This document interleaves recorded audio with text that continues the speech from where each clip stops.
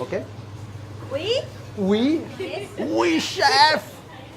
Bonjour, je m'appelle Gilles Choucroune, je suis cuisinier français, parisien. Ça fait maintenant un peu plus de 20 ans que j'ai mes propres restaurants, en province, en France, à Paris, dans la capitale, et que j'essaye de voyager un peu partout dans le monde pour aller voir ce qui peut se passer d'intéressant et ramener ces différentes cultures à Paris, chez moi, dans ma cuisine.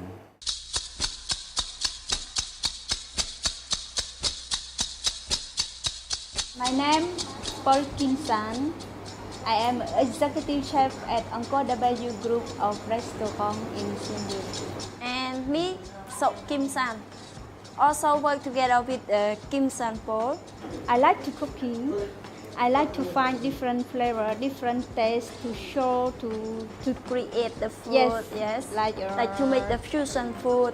It's not real in Khmer or I mean they have to make like Western and Asian together to taste. and I like to eat, to taste everything.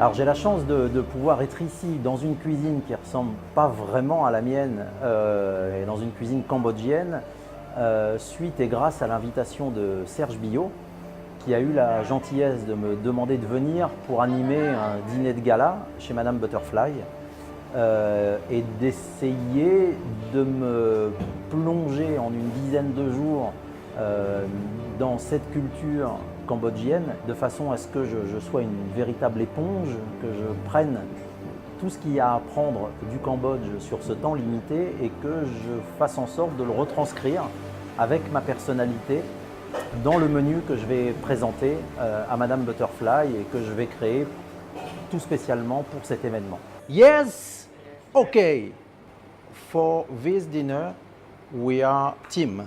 Okay, we work together, but with smile here. Kim San and Kim San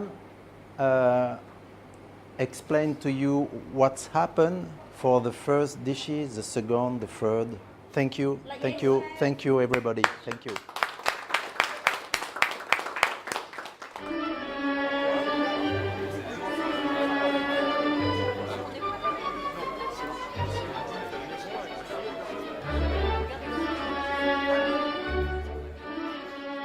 J'ai confectionné 5 recettes différentes pour composer ce menu. La première d'entre elles va être un foie gras, un rouleau de foie gras, composé à l'intérieur et d'une certaine manière farci de lotus croquant, cru, de soja, pousse, cru, et d'un mélange d'herbes qui sont des herbes d'ici, mais qui sont les herbes que moi j'utilise en France et qui nomment le nom de mon restaurant, à savoir menthe, basilic, coriandre, MBC, mais avec la menthe cambodgienne, le basilic cambodgien et la coriandre cambodgienne.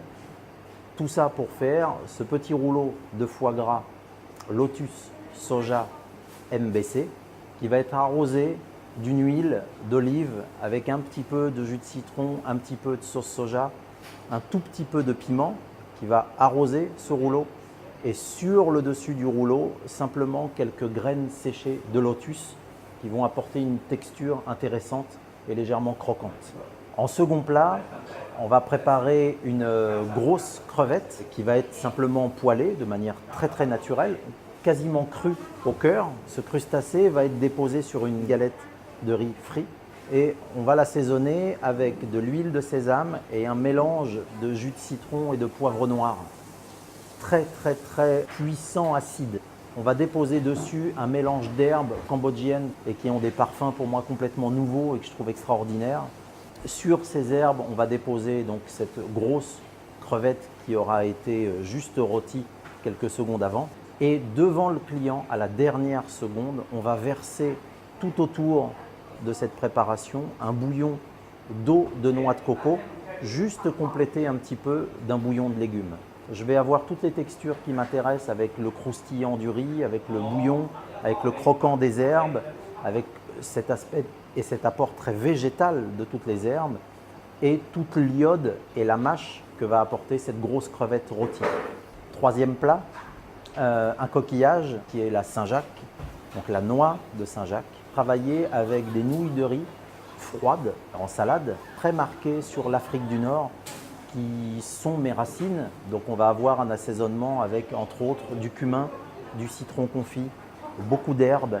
Et pour augmenter cet apport d'iode, nous aurons des clams qui sont à peine pochés, presque crus et qui sont hachés. Donc une salade extrêmement parfumée.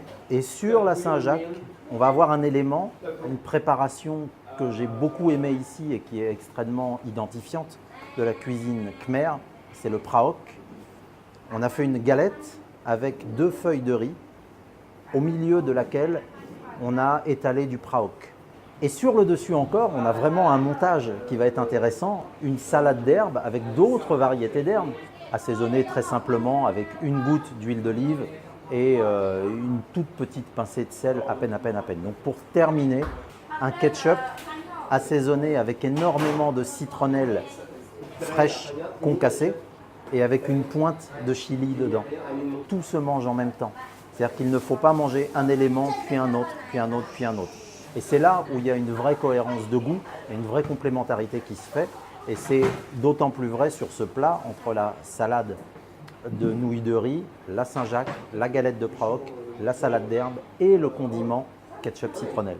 Pour le dernier plat salé, on va travailler un produit extrêmement identifiant de la cuisine française que j'ai trouvé ici, qui est le canard, le magret de canard en l'occurrence.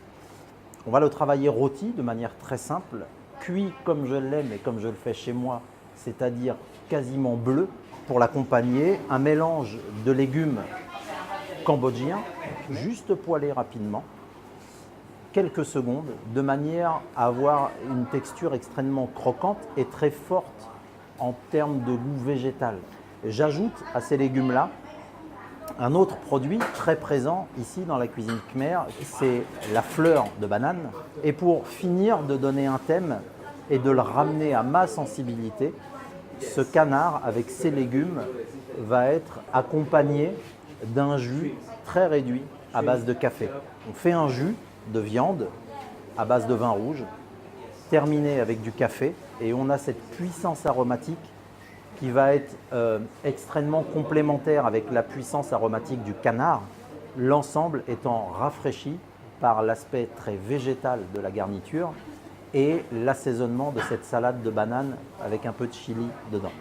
On en arrive au dessert, sur lequel je ramène mes racines qui viennent d'Afrique du Nord avec un condiment qui est l'harissa.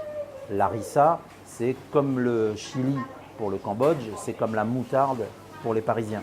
Je me suis amusé à préparer une harissa, mais de tomates, sur une version sucrée. Donc une base de confiture de tomates, très cuite, avec du miel dedans, dans laquelle je vais apporter une douzaine d'épices différentes. À cette harissa, j'ai eu envie d'amener en compagnon un riz noir confit, désucré. L'idée, et de l'accompagner d'une glace à la coriandre et au basilic. On a de la fraîcheur, de la puissance, de la douceur. Et là, ça devient un dessert très identifiant de ma cuisine, de ma culture, et qui, j'espère, fera une jolie passerelle entre la culture française et la culture khmer.